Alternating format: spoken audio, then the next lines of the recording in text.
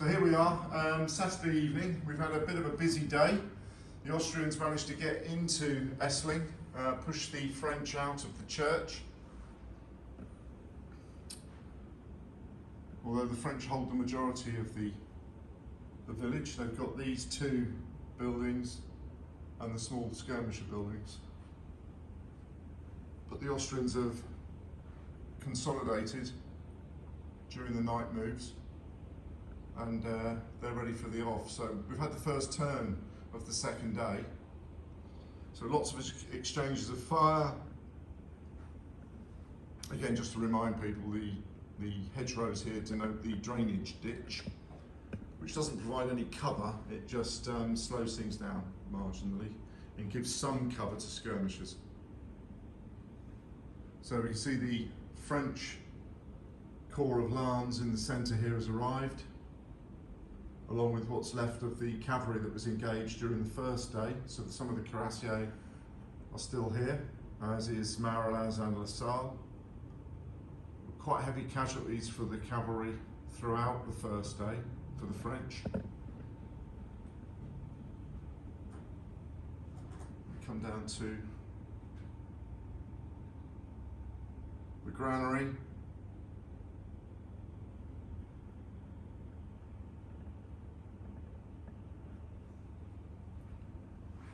Which hasn't seen any action just yet. The first day, the Austrians struggled with their cohesion. Their command and control was sadly lacking, and they engaged the French on the outskirts, causing some damage and receiving a bit of damage themselves, but the fighting wasn't so heavy. Lots of exchange of fire and mutual casualties.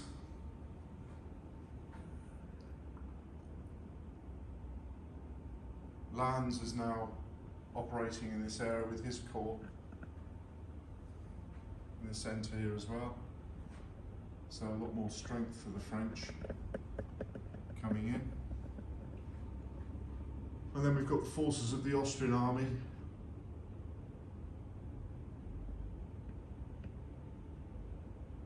moving forward. The Austrians sat back overnight and were just camped the other side of the ditch, out of musket range. So tomorrow it will be straight into the nitty-gritty of it, Sunday morning.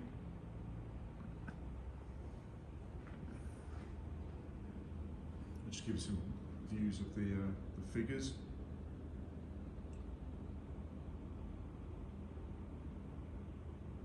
We've got 80 plus Austrian battalions here at Aspern Essling.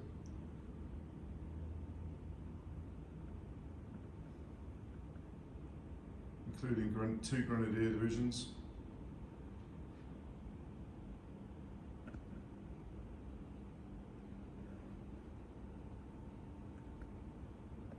Some of the cavalry, the lights, dragoons, hussars, Chevalier, Uhlans, one of the flying batteries, more of the hussars, and the infantry. This is the Great Garden in the distance there. Right in the distance, just the other side of this skirmish building. You can see the rest of the Austrian deployment here. They've not come round so far toward the river, which is behind me.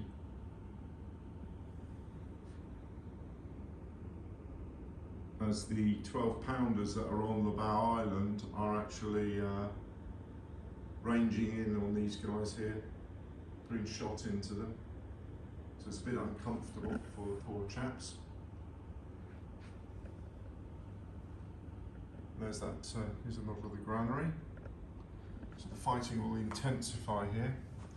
You can see some of the Tirailleur Grenadiers and Tirailleur Chasseurs here, the middle guard. Fusilier Grenadiers and Fusilier Chasseurs, I beg your pardon, for the middle guard.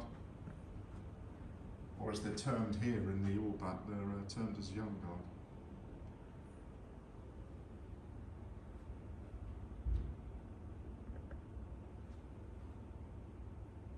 I'm sure you all want to see the figures really, so I won't waffle on too much, but certainly some of the cavalry figures and the infantry are well worth a look. So I haven't got any carabiniers that are in the uniform pre-1810, so we're doubling up here. We've got a very nice regiment of gendarmes d'élite, so 40 figures is a little bit overkill, but in this particular instance they're doubling up as the carabiniers, elite heavies. And then we've got the chasseurs à cheval. There are 2 squadrons of those chaps. One of them doubling up instead of the chevalier polonais, as I don't actually have any polonais chevaliers. I'll look to rectify that. I think I only need a couple of squadrons. And then we've got the Empress Dragoons and the Grenadiers of Cheval at the back there. And then the Old Guard, the Chasseurs and the Grenadiers à pied.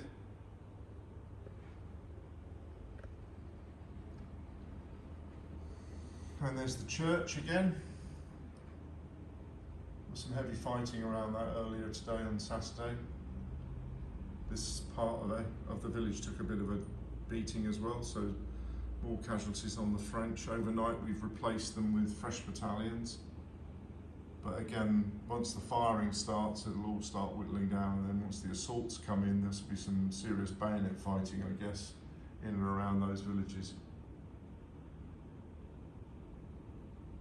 I actually gave one of the flying batteries to a really good friend of mine, Noel Bilson, for his birthday, and haven't replaced it yet. So I've got the Italian, well, these are Saxon horse artillery. I think they're more just made up as uniforms wise. So they're doubling up as flying battery anyway for the Austrians. And we've got the other the foot batteries here.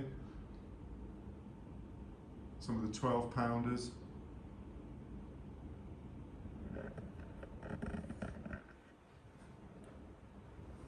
I'll just give you a view down the length of the table.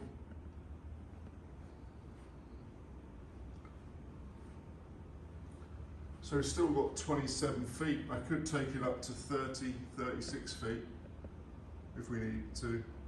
I've got the battle for Markkleeberg and Wachau coming in November using the General d'Armée rules. So we'll see how that pans out. But that's it for now. So thank you very much for watching, and I will do another video tomorrow, just about lunchtime, and we'll see how it's developing.